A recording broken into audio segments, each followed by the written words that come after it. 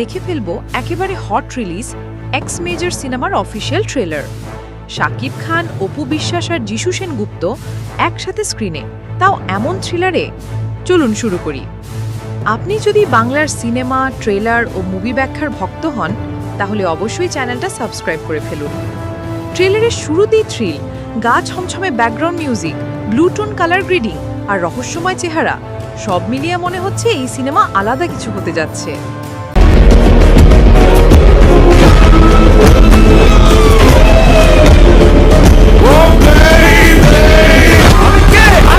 শাকিব খানকে দেখা যাচ্ছে একেবারে সিরিয়াস, নির্ভীক মেজাজে, মনে হচ্ছে কোনো মিশনে আছেন। অপু বিশ্বাসের চোখে যে অভিমান আর ব্যথা, সেটা এক ঝলকেই স্পষ্ট। আর যিশুর উপস্থিতি পুরো ট্রেলারে এক রহস্য তৈরি করে।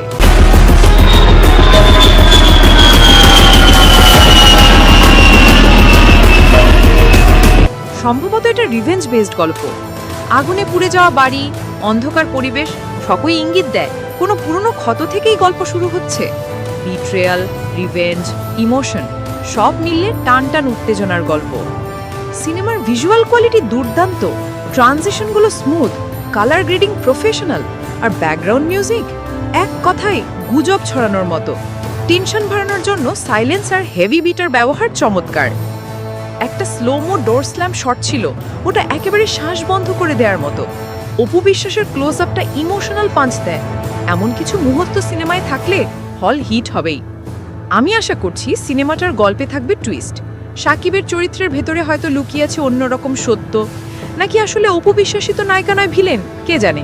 তবে ট্রেলারে যা দেখলাম তাতে এটা বছরের বড় বাজিমাত হতে যাচ্ছে। আপনারা কি মনে করেন, এই সিনেমা কি হবে ব্লকবাস্টার? আপনার প্রিয় চরিত্র কে? ট্রেলার দেখে কেমন লাগলো নিচে কমেন্ট করে জানিয়ে দিন।